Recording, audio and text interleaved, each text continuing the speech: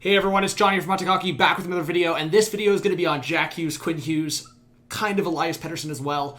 There's a bunch of stuff going down, and this Tim and Friends interview is, again, it was kind of catching headlines and catching people's attention based on what he said, and kind of the quote was like calling the Canucks one of the worst teams from last year, and they were. They were at the bottom of the division in the North, and they were not doing well, and they were towards the bottom of the league. But I think a lot of people are kind of responding going, okay, well, the Devils were also bad.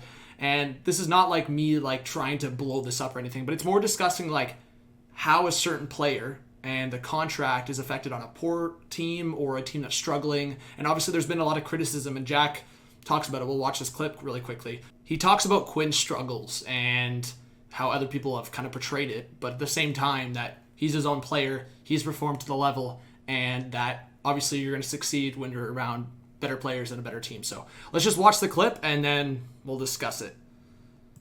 Quinn in Vancouver is waiting on a deal, and don't worry, I'm not going to ask for the inside track no matter how many Canucks fans tweet into the show. I will leave that alone. But does seeing what he's going through right now make you think about your own extension? Sorry, I just laughed. I just laughed on Jack. It was just a little bit of a grin, a little bit of a chuckle, and he was like, yeah. All right, let's keep watching. Or can you just focus on hockey right now? Yeah, just for me, I think I'm just gonna focus on the game. Let my planning do the talking.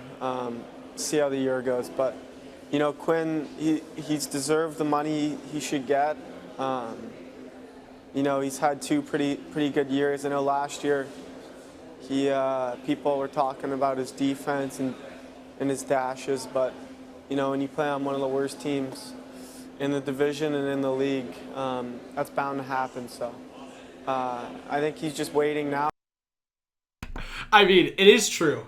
It 100% is true just based on the standings. But going into this new year, it's just tough, right? Because the Canucks improved, and with COVID and all that scenario, it's just so tough to evaluate a full year and evaluate players in a team properly. So I think that's where like some people are going to see like him saying that, being like, Jack, relax, like look at the Devils, like you don't have much to say, but at the same time it's just facts. I know he loves Vancouver and he wants to play there, but the number has to be right. So we'll see when that gets done. So fair enough. So the number has to be right. So that's where it's at, and it seems like they have been talking more with Quinn Hughes and Rick Dhaliwal.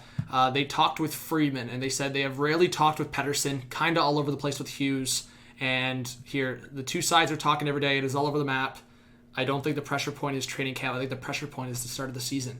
So, wow. I think a lot of Canucks fans were confident, or at least were wanting to be confident on this getting done before training camp, but it seems like this might even push towards the start of the season.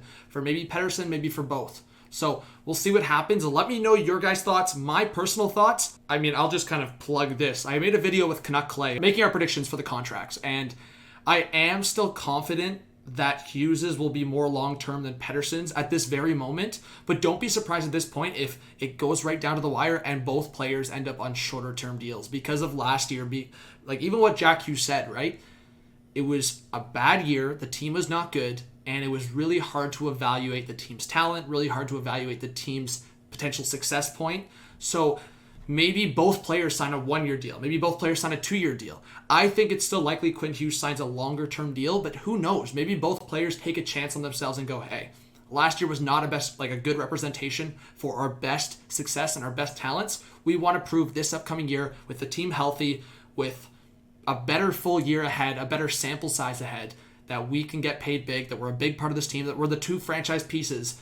And I wouldn't be surprised if that happens. So keep that in mind. So hit that subscribe button if you're new. Drop a like. As I said, leave your thoughts in the comment section. Pettersson and Hughes, when are they going to sign? A lot of conversation. Twitter blowing up. All fans panicking. We'll see what happens. This is John from MCKAY. Talk soon. Look out for the streams and videos. Peace out.